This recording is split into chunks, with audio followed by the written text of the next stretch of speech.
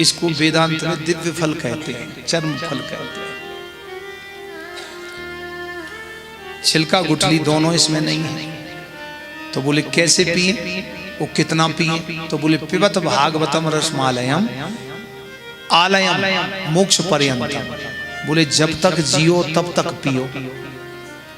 इसकी कोई सीमा है, लिमिट है? बोले नहीं, लिमिटलेस। का कैसे पिए? तो बोले कान के दोनों संभालो और प्रविष्टा कर्ण रंध्रे न, अपने कान के द्वारा, इस कर्ण पुट के द्वारा इस रस का पान करो। तो कब तक पिए? बोले जब तक जियो तब तक पियो। लेकिन बुलाया किसको है? देखो कैसी अच्छी बात है। पिबत भागवतम रसमालय मुहुर हो रसिका भूवि भावुका। मुहु कहते हैं बार बार, रसिका भूवि भावुका। हे रसिको, हे भावुको, तुम आओ और इसको पियो। ना किसी धनवान को बुलाया, ना किसी ज्ञानवान को, ना पहलवान को, ना किसी सिद्ध को, ना किसी असिद्ध को, किसी को नहीं।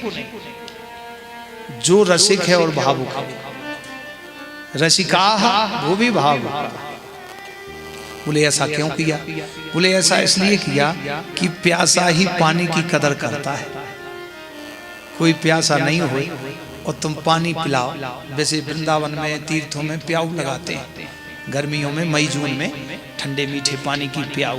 वैसे प्याऊ तो सार्वजनिक होती, सबके लिए सब पियो, लेकिन खासकर प्यासों के लिए प्याऊ लगाई जाती है। अब किसी को प्यास नहीं है, तुम जाके उससे कहो भैया पानी पियो। हाँ भैया पी लेंगे, लेकिन तुम्हारा पानी कैसा है? बोले बढ़िया है, घड़े का पानी, ताजा पानी है। बोले वो तो ठीक है, लेकिन ये कुएं का है कि हैंडपंप का है? बोले हम कुएं का पानी पीते हैं, हैंडपंप का नहीं, कृत्रिम आधुनिक में नहीं जाते हम। अच्छा भैया।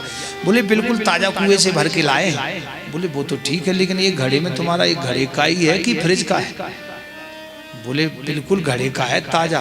बोले बात तो ठीक है, लेकिन आपका एक गिलास मिट्टी से मजा है कि विम पाउडर से? फालतू के प्रश्न क्यों कर रहा है? क्योंकि उसको प्यास नहीं है। और कोई राजस्थान के रेगिस्तान में जो कोसों पानी नहीं मिल रहा है, ऊपर से धूप तप रही है 48 डिग्री टेम्परेचर, और नीचे से जमीन रेत तप रही है और पैर जल रहे हैं, और वो पानी के लिए तड़प रहा है।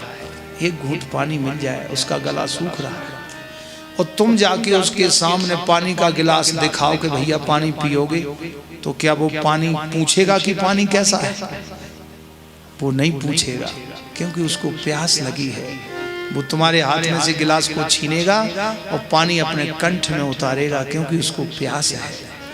इसलिए भागवत में भी रसिक और भावुकों को बुलाया।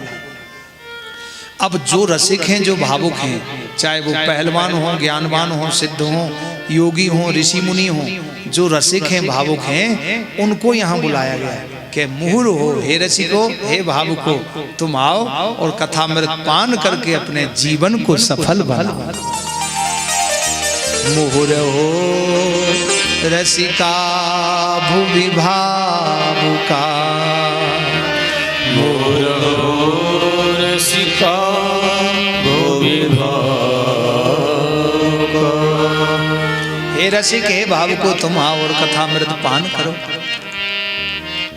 जो ये कहें कि अरे वही तो कथा है, वेद व्यास जी ने परीक्षित को श्री सुखदेव जी ने सुनाई, वेद व्यास जी ने रचना करी, बहुत कथा सुनी हमने।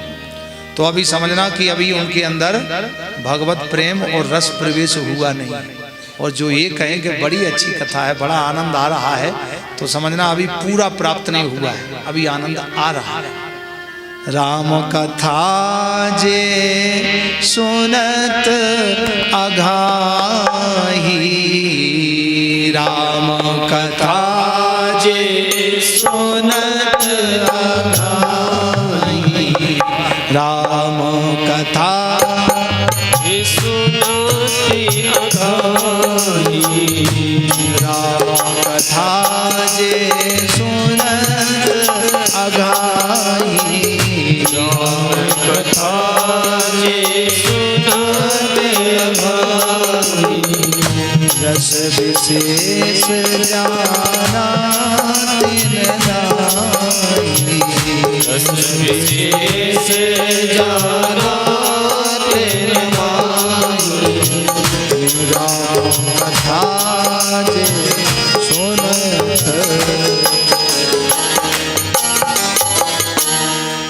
कथा जे सुनत अघाही रस विशेष जाना तिन नाय। भगवान की कथा सुन के जो अगा जाए तो समझना असली रस का उनको अभी रस प्राप्त हुआ नहीं, इसलिए रसिक और भावकों को कथा में बुलाया। जिसको भगवान के प्रति भाव है, सरसता है, उसको ही तो प्रवेश होगा। भाई प्यासा ही कुएं के पास जाएगा, कुआं थोड़ी आता है कि हम कुआं हैं तुम प्यासे हो लो पी लो। जो प्यासा है वो ही कुएं के पास जाता है, इसलिए रसिक और भावकों को बुलाया। बोलो वृंदावन हरि लाल की। नैमिषारण्य क्षेत्र में श्री सौनकादि ऋषियों के 6 प्रश्नों का उत्तर श्री सूत जी महाराज ने सुनाया। नारद जी के पूर्व जन्म का वृतांत सुनाया। श्री सुखदेव जी कहते, सूत जी महाराज कहते, हे ऋषि, एक दिन